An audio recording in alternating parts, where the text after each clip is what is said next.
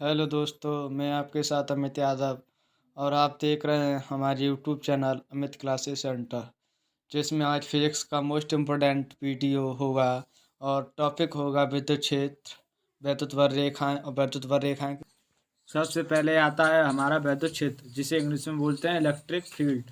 तो समझते हैं क्या होता है इलेक्ट्रिक फील्ड।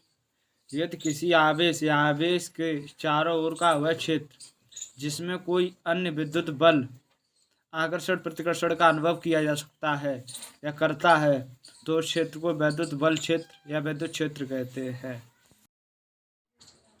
अब टॉपिक आता है वैद्युत बल रेखाएं।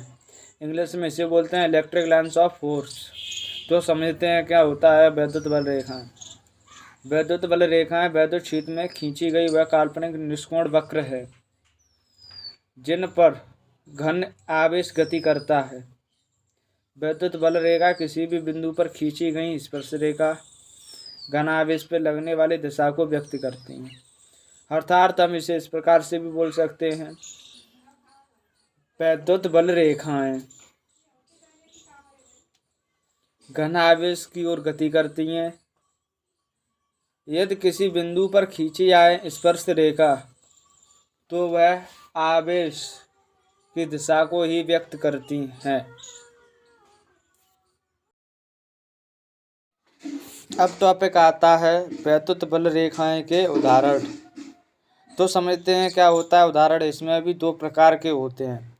पहला होता है दो बराबर एवं विजातीय बिंदु आवेश के कारण वैद्युत बल रेखाएं, जैसा कि आप अपनी स्क्रीन पर देख रहे होंगे चित्र में। उसके बाद बताते हैं इसकी डेफिनेशन के बारे में।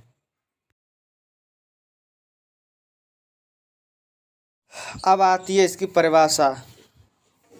चित्र में दो बराबर एवं विपरीत प्रकृति के आवेशों से उत्पन्न वैद्युत बल रेखाएं खींची गई हैं। यह रेखा घन आवेश से लंबवत निकलकर ऋण आवेश में लंबवत प्रवेश करके समाप्त हो जाती हैं। कहने का मतलब ये है कि ये घन आवेश से सदैव ऋण आवेश की तरफ चली जाती हैं।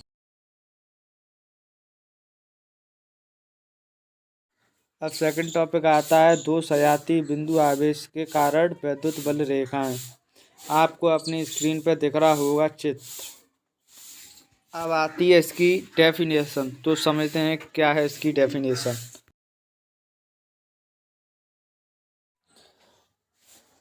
दो बराबर व समान प्रकृति के आवेशों से उत्पन्न बल रेखाएं खींची गई हैं। यहाँ दोनों आवेशों के मध्य बिंदु पर एन बिंदु प्राप्त होता है, जो कि आपको बीच में दिख रहा होगा, और हमेशा उदासीन बिंदु पर परिणामी वैद्युत क्षेत्र शून्य होता है। मैं समझता हूँ कि आप समझ गए होंगे मेरे टॉपिक को। आपको आपकी स्क्रीन पर दिख रहा होगा दूसरा चित्र जो ऋण आवेश का है, जिससे हम समझ के और परिभाषा को सिद्ध करेंगे। दो समान प्रकृति के आवेशों से उत्पन्न बल रेखाएं खींची गई हैं जिनके परिणाम बराबर नहीं है। इस स्थिति में उदासीन बिंदु दोनों आवेशों को मिलाने वाली रेखा पर अल्प आवेश की ओर होता है।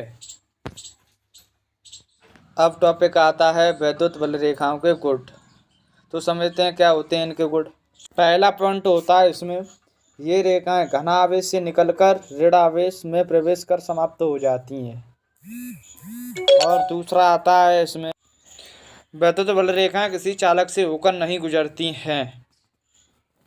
तीसरा पॉइंट आता है इसमें कोई भी दो बल रेखाएं आपस में कभी नहीं काटती हैं। चौथा पॉइंट होता है इसमें वैद्युत बल रेखाएं किसी भी बिंदु पर खींची गई स्पर्श रेखा उस बिंदु पर वैद्युत क्षेत्र की दिशा को ही व्यक्त करती है हमेशा।